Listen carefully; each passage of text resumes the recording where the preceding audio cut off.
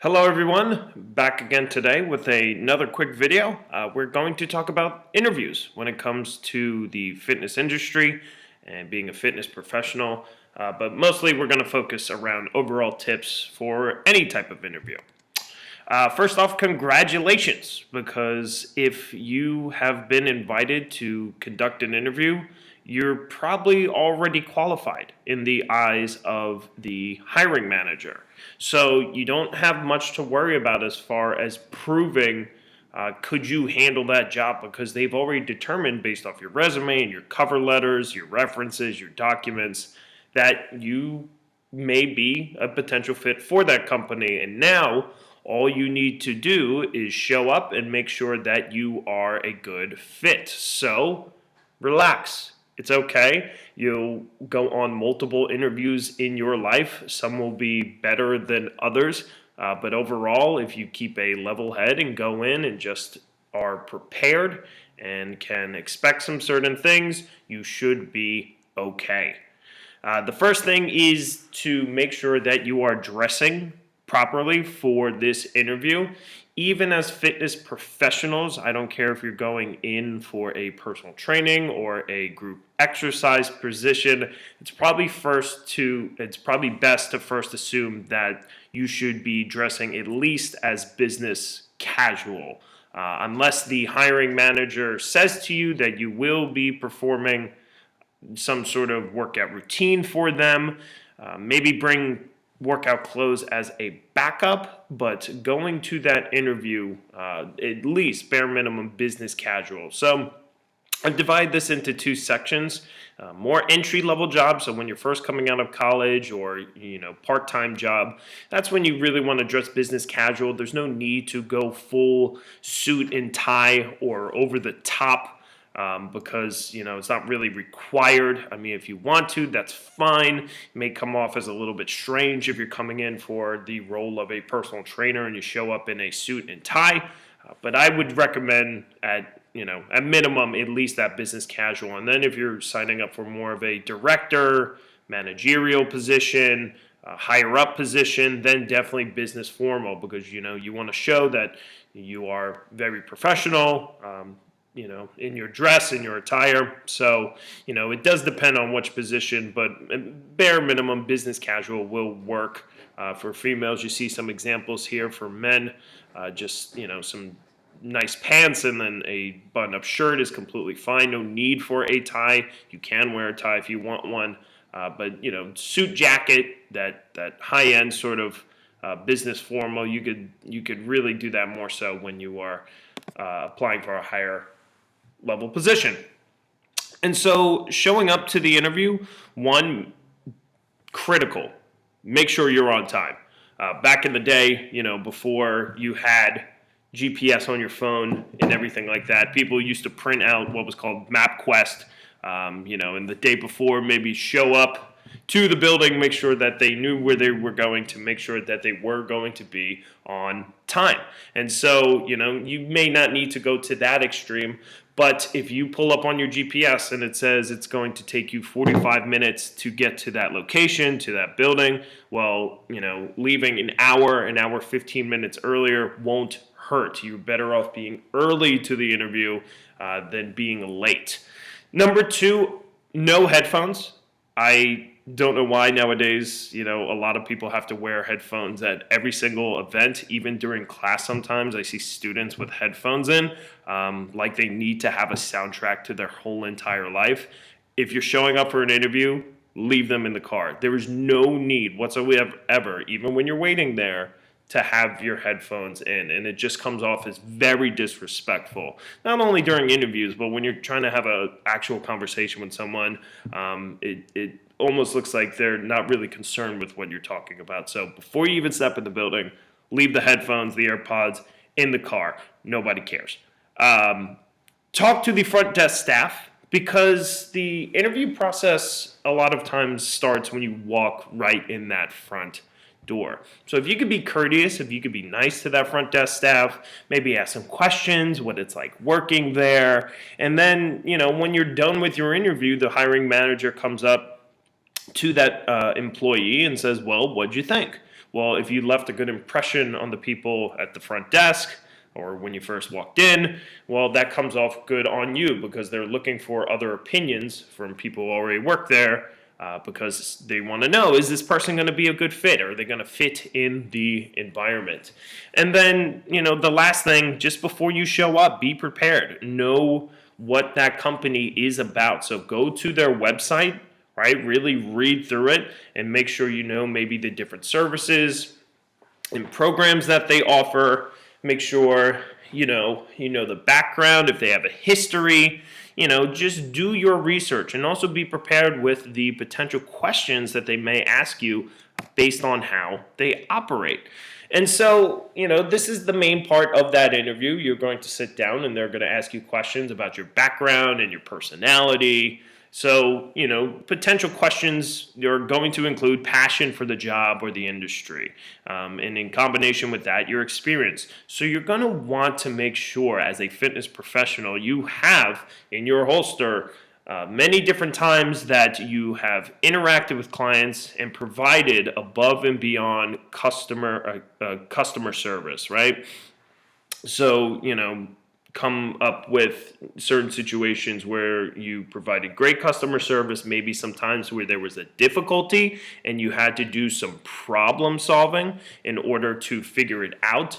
Not a time where you just asked a manager what to do, but where you yourself took responsibility and carried out a certain action in order to help either out a customer or the business itself.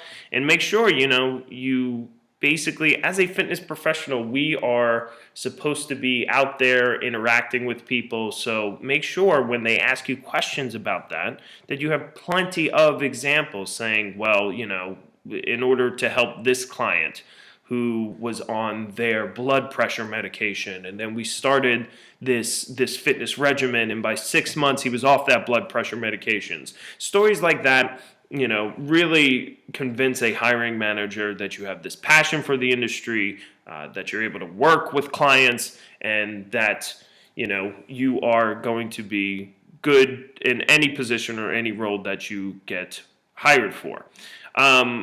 One of the most difficult questions that people have a hard time answering, I know for even myself, is that one weakness question. So hiring managers would be like, what is one weakness that you have? And this feels like a trap, right? Because the whole time on an interview, it's like a first date. You're trying to impress this hiring manager. You're trying to present your best qualities and push them forward. And then here's this question that's like, all right, tell me the negative things about you. And so you kind of want to be careful about what you say. I would probably avoid things like procrastination, showing up on time, because as a boss, as a manager, I want to make sure that people are doing their work in a timely manner, that they're not always going to be late when they're showing up. So I always, for myself, like to use something that, okay, maybe it's an issue, but if you word it in the proper way, it can not come off as bad. So I typically use something like organization, where I'll say, I have a lot of documents around my desk. I can, I have a lot of different notes and things like that, and I could probably start, or I've tried to start doing a better job with my organization and handling a schedule or an outline of my week. And so, that's another good point. If you bring up your weakness and then say, well, I know this weakness and I've already tried to address it, that comes off as pretty good as well. You could do other things as well that don't sound as bad. So, for example, shyness, right? So if you're shy, that's not really critically negative quality, and that's something you could obviously work on.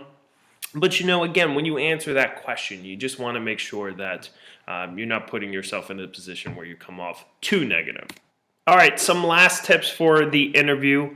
Make sure that you are prepared with a sample teaching or training routine, even if you're not going in for the job of a personal trainer or a group fitness instructor. A lot of full-time positions in the fitness and health industry still require you to teach classes. So again, show up in a business casual attire, but it is smart and wise to bring a backup change in clothes and athletic, shorts, shirt, and shoes. maybe just leave them in the car because they may be so enthusiastic about you that they may just want to see, okay, can this person teach? And that may be the make or break thing that gets you hired. So just bring a backup pair of clothes just in case, and then come prepared to have a sample teaching or training routine. Make sure that you're willing to learn new things, whether it be a class or go through a certain certification process, because if they do things a certain way, you want to make sure that you are eager to learn, and that will come off very good for that hiring manager. So, say if they ask you, would you be willing to teach this class? Say, well, I am willing to learn and will put in the time and effort necessary in order to do that. And that's going to be a very positive quality if you answer in that way. Very important thing, come with your own questions, right? Is there room to grow in this company? What are the certain procedures? How do you guys feel about this? If you come with your own questions, it shows that you are enthusiastic and that you are very interested in this opportunity.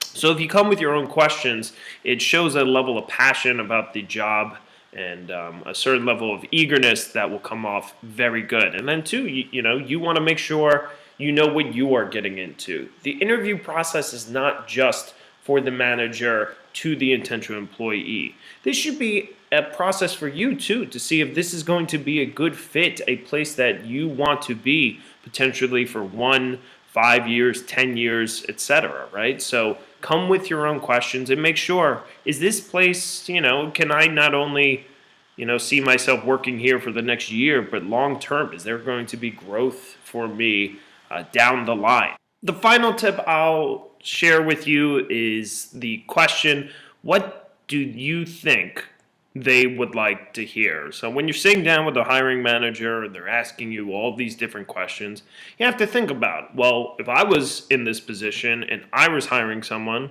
what is something that I want to hear? So I made the analogy earlier that an interview is kind of like a first date.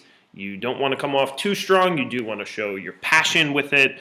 At the same time, you want to be personal, but not too personal. Make sure you're not sharing any weird stories that, give the hiring manager too big of a glimpse into your life. If you're sharing your passion and your experience within the industry, that's absolutely fine.